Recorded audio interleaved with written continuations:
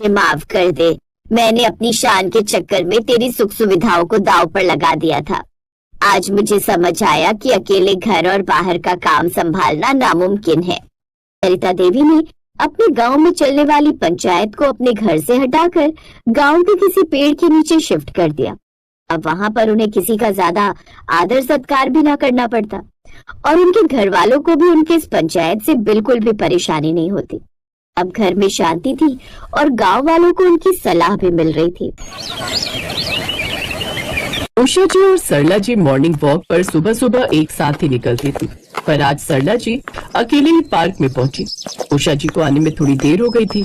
तब तक पार्क बाकी लोगों से भर चुका था। सरला जी ने अभी योगा करना शुरू ही किया था कि तभी उषा जी आ जाती। क्या हुआ उषा जी, आज पार्क आने में बहुत देर कर दी। मैंने तो फोन भी मिलाया था पर आपका स्विच ऑफ आ रहा था। लगा आप सो रहे हो इसलिए मैं अकेली ही आ गई। रात को देर से सोए थे क्या? अरे नहीं नहीं, सो तो मैं जल्दी गई थी, पर अब क्या बताऊं, वही रोज की किचकिच। अच्छा, इसका मतलब आज फिर बहू से किसी बात पर तू मैं हो गई है। हाँ वही हो गई। मैंने बहू को बोला था कि जब सुनील काम पर जाए तो मेरे मोबाइल के चार्जर की लीड वो नहीं ले आएगा, पर सबको अपने मोबाइल फोन से मतलब है। मेरा फोन पुराना है, उसका चार्जर चाहे कितना भी पुराना हो जाए, पर मजाल है कोई बदल कर ला दे। बस उसे अपने फोन का स्क्रीन गार्ड तो याद रहा, पर मेरे मोबाइल के चार्जर की लीड मंगवाना भूल गई। बार बार लीड को टेप से चिपकाकर मैं इस्तेमाल कर रही थी। आज सुबह उस लीड का भी अंत हो गया। इसी बात पर मेरी अपनी बहू से सुबह सुबह बहस हो गई। ये देखो, कल शाम से मेरा फोन बंद पड़ा है, मिलेगा कैसे? स्विच ऑफ तो आना ही है। अरे इसमें इतना टेंशन लेने वाली कोई बात नहीं है। मैं अपना मोबाइल और चार्जर लेकर आई हूँ। वहाँ सामने वाली चाय की दुकान पर बैठेंगे, तुम वहीं थोड़ी देर मोबाइल चार्ज कर लेना। पर इससे मेरी समस्या हल नहीं होने वाली। और तुम बताओ कैसी हो? कल रात को खाना ठीक से खाया या नहीं? हाँ खा लिया था, पर इनकी शुगर थोड़ी बढ़ी हुई थी, इस वजह से रात को अचानक डॉक्टर के पास ले गए। वही बहू बोलने लगी कि रात को नींद खराब कर दी हमने उनकी। खैर डॉक्टर ने दवाई दी थी तो शुगर कंट्रोल हो गई थी। अब घर पर आराम कर रहे हैं। सोचा थोड़ी देर वॉक कर लूंगी तो मन ठीक हो जाएगा।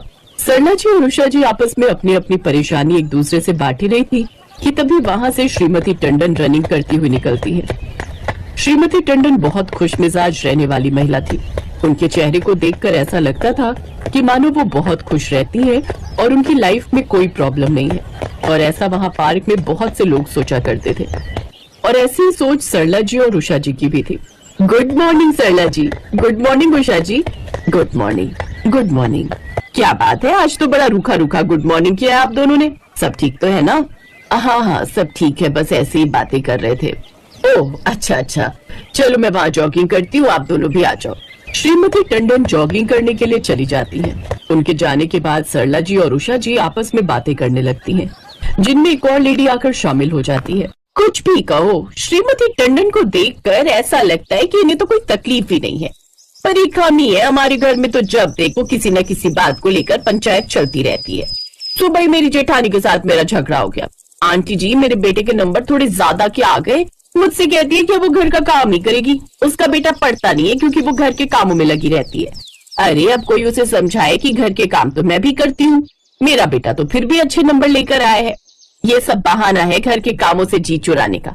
मैंने भी फैसला कर लिया है कि अब हम दोनों देवरानी जेठानी अलग हो जाएंगे और सुकून की जिंदगी जिएंगे।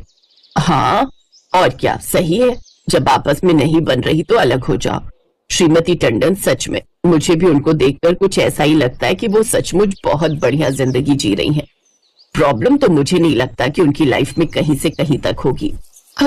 सच में हम तो इतनी उम्र हो गई, बेटा इस उम्र में भी परेशानियां, झगड़ा, रोज के कलेश हमारा पीछा नहीं छोड़ते। तुम्हारी जितनी ही उम्र की मेरी बहू है और देख लो कितना लड़ती है मुझसे। सरला जी को ही ले लो, उनकी बहू कौन सा इनको छोड़ती है। कल रात को बता रही है कि कितनी लड़ाई की। और हम दोनों देवरानी जेठानी शहर में, बड़ों का बीच में होना बहुत जरूरी है। खैर अब तो हमने फैसला कर लिया है, वो गांव से आए ना आए, हम दोनों देवरानी जेठानी अलग होकर रहेंगे। अच्छा आंटी जी मैं चलती हूँ, मेरे पति ने ऑफिस जाना है, मुझे उनका नाश्ता रेडी करना है। बच्चों को स्कूल से छोड़कर सीधा यहाँ पार्क में आ गई थी। हाँ हाँ हम भी बस जा ही रहे हैं। चलो उषा, सामने चाय की दुकान से थोड़ी चाय भी पी लेंगे और तुम्हारा फोन भी चार्ज हो जाएगा। उसके बाद सरला जी और उषा जी दोनों पार्क के सामने बनी एक चाय की दुकान पर बैठ जाती हैं। तभी तेज बारिश आनी शुरू हो जाती है। अरे बारिश बहुत तेज हो गई, कोई ऑटो लेना पड़ेगा। एक काम करते हैं, एक ही ऑटो कर लेंगे, दोनों अलग अलग कहाँ जाएंगे। हाँ ठीक है, पर ऑटो मिले तो सही। सरला जी और उषा जी ऑटो ढूंढ रही थी, पर उन्हें ऑटो कहीं नहीं मिला। अचानक एक कार उनके साथ में आकर रुकती है। कार को एक ड्राइवर चला रहा था, जिसकी पिछली सीट पर श्रीमती टंडन बैठी थी। सरला जी, उषा जी, आइए मेरी गाड़ी में बैठ जाइए, मैं आपको घर तक छोड़ देती हूँ। मैं घर ही जा रही हूँ, बारिश बहुत तेज है, अभी सड़कों पर पानी भर जाएगा तो आपका जाना मुश्किल हो जाएगा। कैसे करें, या तो बैठ ही जाते हैं। मुझे नहीं लगता कि हमें कोई ऑटो या रिक्शा मिलेगा। हाँ जी ठीक है, ऐसा ही करना पड़ेगा, और कोई साधन दिखाई नहीं दे रहा। सरला जी और उषा जी दोनों श्रीमती टंडन की कार में बैठ जाती हैं। श्रीमती टंडन सरला जी और उषा जी को अपने घर चाय पीने के लिए कहती हैं। बारिश ज्यादा तेज थी, सड़कों पर पानी भी भर गया था। इस वजह से सरला जी और उषा जी चाय की बात मान लेती हैं। श्रीमती टंडन उन्हें अपने घर लेकर जाती हैं। श्रीमती टंडन बहुत पैसे वाली थी, पर पैसा दुनिया की सारी खुशियां नहीं दे सकता। ये बात उस दिन साबित हो गई जब सरला जी और उषा जी ने श्रीमती टंडन के चेहरे की हंसी के पीछे छिपा हुआ दुख देखा। मम्मी, कितनी देर से आपका फोन मिला रहा था, आप कहाँ रह गए थे? एक तो आप सुबह सुबह आज मेरी कार ले गए, हमेशा रिक्शा से जाते हो ना, फिर आज मेरी कार क्यों लेकर गए थे? आपको पता था कि मुझे ऑफिस टाइम पर जाना था, ऊपर से आपको पता है ना मैं पापा को बिल्कुल भी नहीं संभाल सकता, मेरे पास इतना टाइम नहीं होता, मुझे अपने भी बहुत से काम होते हैं। मम्मी जी, आपको पता है आप सुबह सुबह वॉक पर चले गए और पीछे से पापा जी ने कितना तंग किया। सारी चाय उन्होंने बिस्तर पर गिरा दी, अभी तक मेड भी नहीं आई है। इतनी महंगी बेडशीट खराब कर दी पापा जी ने। सॉरी बेटा, आज के बाद मैं कार नहीं ले जाऊंगी, बाकी टेंशन मत लो, मैं अभी देखती हूँ। आज मेरे साथ 2 मेहमान आई हैं, थोड़ा धीरे बोलो वरना वो सब सुन लेंगी। सरला जी और उषा जी श्रीमती टंडन और उनके बहू बेटे की सारी बातें सुन चुकी थी।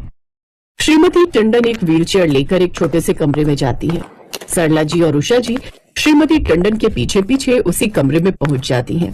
ये मेरे पति हैं, मिस्टर टंडन। कुछ साल पहले एक एक्सीडेंट में इनकी दोनों टांगे खराब हो गई थी, तब से ये चल फिर नहीं पाते। डॉक्टर का कहना है कि उम्र के साथ साथ इनका शरीर बहुत कमजोर हो गया है, इसलिए ये कभी चल नहीं पाएंगे। उमा, तुम फिर अपनी आंखों में आंसू लाई। मेरी उमा हमेशा हंसती हुई अच्छी लगती है। सॉरी उमा, हाथ से चाय का प्याला फिसल गया, बिस्तर पर सारी चाय गिर गई। कोई बात नहीं, देखिए ये मेरी सहेलियां हैं, मैं जब मॉर्निंग वॉक के लिए जाती हूँ ये दोनों वहीं मेरे साथ होती हैं। ये है सरला जी और ये है उषा जी। मैं हम सबके लिए चाय बनाकर लाती हूँ, उसके बाद मैं आपको बाहर वॉक पर ले जाऊंगी। उस दिन सरला जी और उषा जी को एहसास हुआ कि हर हंसते हुए चेहरे के पीछे क्या दुख छिपा है, ये कोई नहीं पहचान सकता, पर हर हाल में खुश रहना संभव हो सकता है। ये बात श्रीमती टंडन को देखकर सरला जी और उषा जी को समझ में आ गई थी।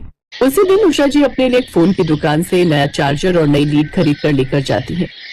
इधर सरला जी ने भी अपने बेटा बहू से किसी बात की आस करना छोड़ दिया। वे खुद ही अपने पति का ख्याल रखने लगी ताकि किसी को कोई तकलीफ ना हो, और बस छोटे छोटे झगड़े अपने आप खत्म हो गए, क्योंकि उम्मीदें खत्म हो गई थी।